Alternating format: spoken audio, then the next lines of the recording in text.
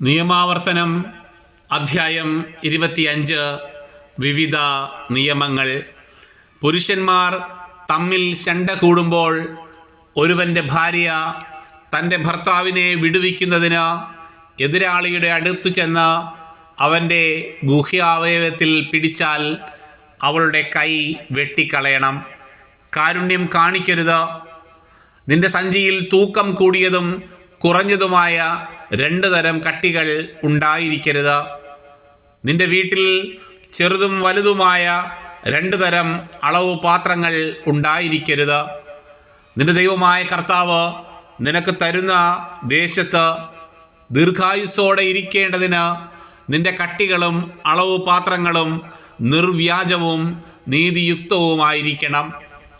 ഇത്തരം കാര്യങ്ങളിൽ നീതിരഹിതമായി പ്രവർത്തിക്കുന്നവരെല്ലാം നിന്റെ ദൈവമായ കർത്താവിന് നിന്ദ്യരാണ്. നീ ഈജിപ്തിൽ നിന്ന് പോന്നപ്പോൾ വഴിയിൽ വെച്ച് അമലേക്ക് നിന്നോട് ചെയ്തതെന്തെന്ന് ഓർത്തുകൊള്ളുക. ക്ഷീണിച്ച് തളർന്നിരുന്ന നിന്നെ അവൻ ദൈവഭയമില്ലാതെ വഴിയിൽ വെച്ച് പിന്നിൽ നിന്ന് ആക്രമിക്കുകയും പിൻനിരയിലുണ്ടായിരുന്ന ബലഹീനരെ വധിക്കുകയും ചെയ്തു.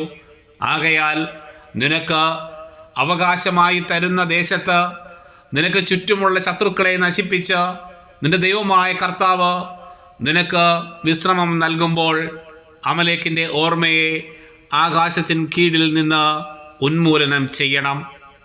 ഇത് നീ മറക്കരുത്.